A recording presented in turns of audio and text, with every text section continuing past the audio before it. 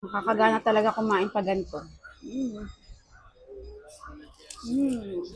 Mm. Pop. Kain tayo, guys. So, for today's meals is ito yung kakainin natin. Yan, so meron tayong nilagang itlog, ang luncheon meat, and then konting rice. So, syempre, para sumarap, partneran natin ng seaweed. Ayan. Pakita ko sa inyo yung seaweed ko kung gaano kadami. So, ayan siya, guys. Oh. Diba? Isang box yan. Ang sarap kasi nito kasi nakakaganang kumain kapag meron kang ganito.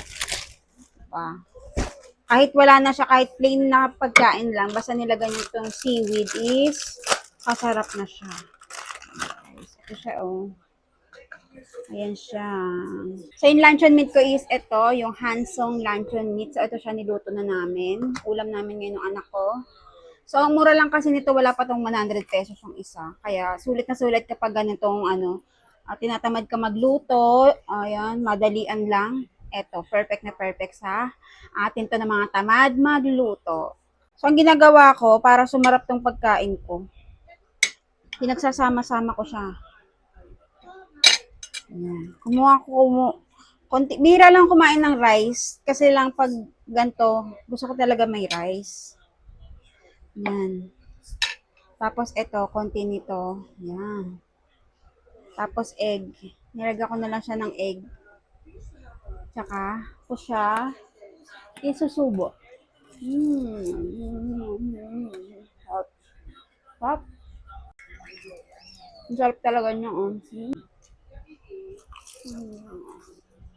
Sobrang sulit talaga ng ganito, guys. Ayan, oh. Try nyo to sa mga hindi pa nakakatikim itong seaweed. Sobrang sarap niya, guys. Na rin yung tong luncheon meat. Talagang busog na kayo dyan. Nakakaraos na kayo ng gutom nyo pag meron kayo nito. Lalagay ko na lang yung link dyan sa ating yellow box. Kung gusto nyo rin ito matikman, syempre, i-check out nyo na yan.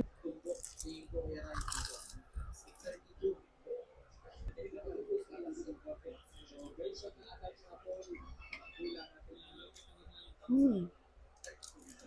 Mm, mm, mm, mm.